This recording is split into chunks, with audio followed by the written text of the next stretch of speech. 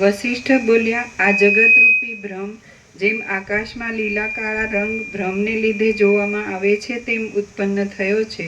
જો તેના અત્યંત અભાવનું જ્ઞાન દ્રઢ રીતે થાય તો તેનું અધિષ્ઠાન બ્રહ્મ સ્પષ્ટ જાણવામાં આવે છે.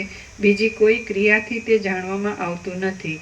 દ્રશ્યના અત્યંત અભાવને દ્રઢ કર્યા વિના બ્રહ્મને જાણવાનો બીજો કોઈ પણ સારો ઉપાય નથી.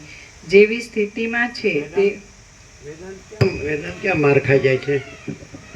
એ દ્રશ્ય છે ને, એ દ્રષ્ટા જે જુએ છે એકલા એને જ દ્રશ્ય કહે છે. પણ દ્રષ્ટા દર્શન દ્રશ્ય ત્રણે દ્રશ્ય.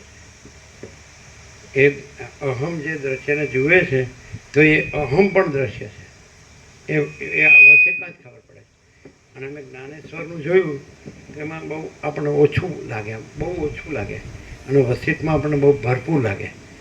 આવું થોડો ઉલ્લેખ આવે ખરો, પણ આછો એટલે એમાં દ્વૈતાદ્વૈતી છે ને પોતે. એટલે વિઠ્ઠલ પોતાના ઈષ્ટ છે એવું. એટલે પોતે જ્ઞાનના ઈશ્વર ખરા, પણ આમ આપણને આમ પૂરો સંતોષ ભરપૂર ન લાગે. યોગમાં આપણને ભરપૂર મળે એમ.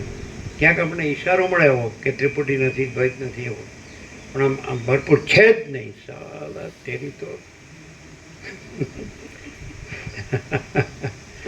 બહુ મજા, બહુ આનંદ. આ કોને આનંદ આવે ખબર? રામ જેવો કે સુખદેવ જેવો? અહીં તો રામ ને સુખદેવનો સવાલ નથી. આ તો જો હે સો હે. એટલે એમાં તો એ થોડું સાક્ષી ભાવથી છે, તુર્ય ભાવથી છે.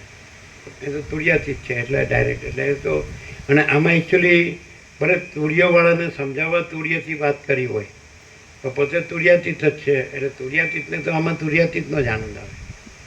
અમને આમાં અમે તુર્યાતીત છીએ અને વસિત તુર્યાતીત છે. એટલે અમે તો તુર્યાતીતના નો આનંદ છે અમને.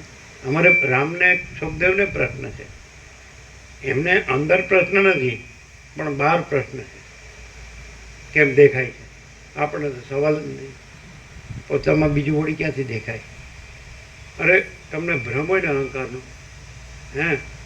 જો તુર્યાતીતની વાત છોડી દો ને તુર્યની વાતે છોડી દો, તો અહંકારનો ભ્રમ છે ને એ પોતાને બરાબર જુએ તો અહંકારના ભ્રમમાં અહંકારના ભ્રમ વિના બીજું નહીં દેખાય. તુર્યાતીત નહીં, અહંકારનો ભ્રમ એમ કે બોલો બરાબર છે, તો પોતામાં અહંકારના ભ્રમ વિના બીજું નહીં દેખાય. તો તુર્યાતીત તો બીજું હોય જ ક્યાંથી? અહંકારનો ભ્રમ એમ કે મારામાં દેહ છે, દ્રશ્ય છે, હું છે, મારું છે, નથી. બોલો જીતું ખબર પડે. અહંકારના બ્રહ્મા પોતામાં પોતે જ છે. અહંકારનો ભ્રમ જ છે. એ તો ભ્રમ છે, કાંઈ નથી. પણ તો તુર્ય તો એ તો, અને તુર્યાતીત એ તો અહંકારના ભ્રમ વગરનું છે, જગતના ભ્રમ વગરનું છે. તો એમાં તો બીજું હોય જ ક્યાંથી? વગરનું છે અહીંયા જ કહેવાય ગયું કે ભાઈ બીજું છે જ નહીં, અને પોતે જ છે. તો એ પરમ ચિદાકાશ પરમ જ્યોતિ અખંડ જ્યોતિ છે. મને ખબર પડે આ નિત્યાનુત્તમ પ્રકાશ નહીં ખ્યાલ. જગતના બ્રહ્મમાં પણ જગતના ભ્રમ વિના બીજો ભ્રમ નથી. તો પછી તુર્યાતીતમાં તો બીજો ભ્રમ હોય જ ક્યાંથી? એ તો નથી પર છે, નથી રહિત છે. જગતના બ્રહ્મમાં પણ જગતના ભ્રમ વિના બીજું કાંઈ નથી. સ્વપ્નના બ્રહ્મમાં પણ સ્વપ્નના ભ્રમ વિના બીજું કાંઈ નથી. સમજાય? તો પછી જે નથી પર છે, નથી રહિત છે, એમાં તો પછી કહેવા પણ ક્યાં છે? નથી. એમ નથી જ. બોલો કેમ છે? આકાશના બ્રહ્મમાં પણ આકાશના ભ્રમ વિના બીજો ભ્રમ નથી. અને આકાશથી પૃથ્વી સુધી આખો અખિલ સચરાચર જે કંઈ આખો દ્રશ્ય પ્રપંચ એ બ્રહ્મમાં પણ એ ભ્રમ વિના બીજું કાંઈ નથી. બ્રહ્મમાં ભ્રમ વિના બીજું કાંઈ નથી. તો બ્રહ્મમાં તો બ્રહ્મ વિના બીજું હોય જ ક્યાંથી? અમને બોલતા નથી આવડતું બરાબર. હા, આટલું બધું ક્લિયર બોલવાની ક્યાં વાત છે? પ્રકાશ સ્વયં પ્રકાશ. એટલે કેવું ક્લિયર કે બ્રહ્મમાં ભ્રમ વિના બીજું કાંઈ નથી. જે પર્ટિક્યુલર ભ્રમ કે અહંકારનો ભ્રમ, તો એમાં અહંકારના ભ્રમ વિના બીજો ભ્રમ નથી. આકાશનો ભ્રમ કે તો આકાશમાં આકાશના ભ્રમ વિના બીજો ભ્રમ નથી. તો તુર્યાતીત જે ભ્રમ વગરના છે એમાં તો એ પોતા સિવાય બીજો ભ્રમ હોય જ ક્યાંથી? એટલે પોતાના આ વિચારવાણી શબ્દ છે. જરાય નહીં, પ્રકાશ પોતે, આખો પ્રકાશ, બ્રહ્મ વિનાનો પ્રકાશ છે. એટલે કે એમ લાગે ને કે આ માણસ બોલે છે અને આ બધા સાંભળે છે. ના, પ્રકાશ પોતે છે. કોઈ ભ્રમ વિનાનો પ્રકાશ પોતે પ્રકાશ છે.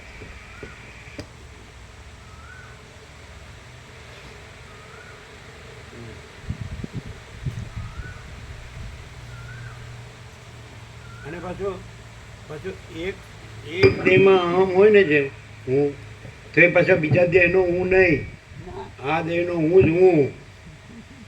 બોલો કેવો પરીક્ષિત, કેટલો સંકોચિત અને કેટલો મિથ્યા અને કેટલો જડ, એમ સમજાય છે. એમ હું અને પાછો એ હું પાછો હું બ્રહ્મ છું ને હું પરમાત્મા છું. હા, આ દેહમાં હું જો પાછો બીજો કે હું તો એક જ છે ને, તમે હું છો ને હું છું. નહીં, એ નહીં, આ દેહમાં હું જ હું. હો સડેલા. એટલે કે ખાલી એ મેડિકલ સાયન્સનો સ્ટુડન્ટ હોય અને દેહનું ડિસેક્શન કરે તો એ કે આમાં કાંઈ નથી, છેવટે કાંઈ ન રહે. તો એને હું કહે, અને હું ને બ્રહ્મ કહે ને પરમાત્મા કહે. એ કેવી રીતે એને પોતાને કેવી રીતે ખબર પડે એ હુંનો ભ્રમ છે અને જગતનો ભ્રમ છે, આ બધો આખો ભ્રમ છે. તો એને કેવી રીતે ખબર પડે કે આ ખરેખર સાલો ખોટો ભ્રમ જ છે, કાંઈ છે જ નહીં. ચાલો એમાં કોઈ સાર નથી, કોઈ વસ્તુ જ નથી. એને કેવી ભ્રમને કેવી રીતે ખબર પડે કે આ ભ્રમ પોતે આ ભ્રમ કાંઈ નથી. બ્રહ્મને પોતાની જ અંદર અપૂર્ણતાનો એક કાયમનો અભાવનો એક અહેસાસ હોય અને એ સતત બદલાતો રહેતો હોય, એ બ્રહ્મને ખબર હોય અને એ આ પ્રકાશથી ખબર પડે.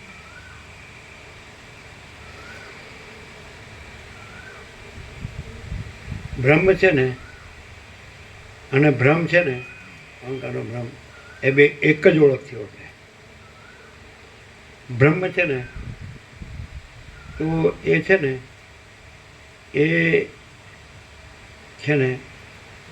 એ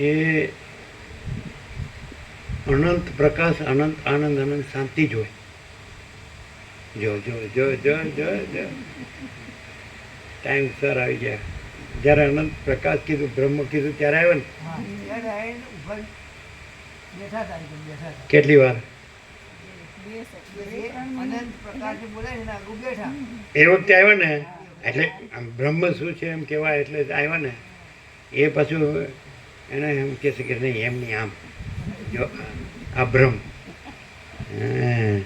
તો ભ્રમ છે ને, ભ્રમ એનું એક જ લક્ષણ કહીએ. બોલો, તમે બોલે ને એવું નહીં. બ્રહ્મમાં વાસના હોય અને બ્રહ્મમાં આનંદ અને અનંત પ્રકાશ, અનંત આનંદ, અનંત શાંતિ. વાસના હોય જ નહીં. કોઈ વેદાંતના બાપમાં હોય તો કયો, અને વેદાંત વાળામાં વાસના હોય કે નહીં? હોય કે નહીં? વાસના હોય તો પછી બધું ભય, શ્રમ, શોક, મોહ, દુઃખ, મલિનતા, સંતાપ, બધું પછી આખું મેનુ આવી જાય. મેનુ શું કીધું? બ્રહ્મ હોય ને, બ્રહ્મ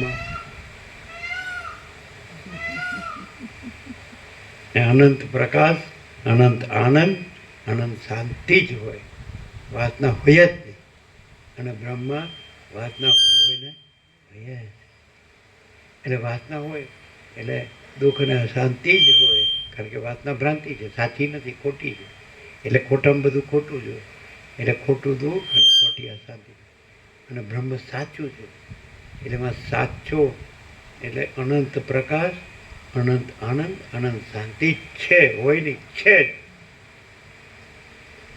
કેવો ગમે એવો વસીમાં ગમે એવું ઠપ પકડાય. બોલો, આવું આ નિત્યનો તન પ્રકાશ છે કે નહીં? આ તમે વેદાંત ભણો તો ના, અને આ બધાને આ બધું બોલતા આવડે, પણ હવે એ ક્યાં પકડાય ખબર છે? બીજાને ન પકડાય, પણ જે બ્રહ્મ રહ્યા હોય ને ત્યાં આગળ પકડાય. કેવું ખબર? તમે એવું તો કીધું ને, તમે એમ કહો છો કે હું બ્રહ્મ છું ને પરમાત્મા છું, મારું બધું બ્રહ્મ ને પરમાત્મા, તો મારામાં વાસના છે એ કેમ કહેતા નથી? એનો કે, બધું કે એનો કે, અને બ્રહ્મો એમ કે વાસના છે જ નહીં.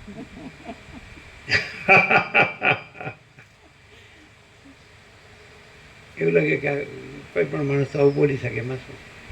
કેમ? હવે સાંભળ્યો એટલે બોલીએ કે ને, બોલે એ ન ગણાય, એ હું રહ્યો છે એમ બોલે કે બ્રહ્મમાં વાસના નથી, પણ પોતામાં વાસના હોય.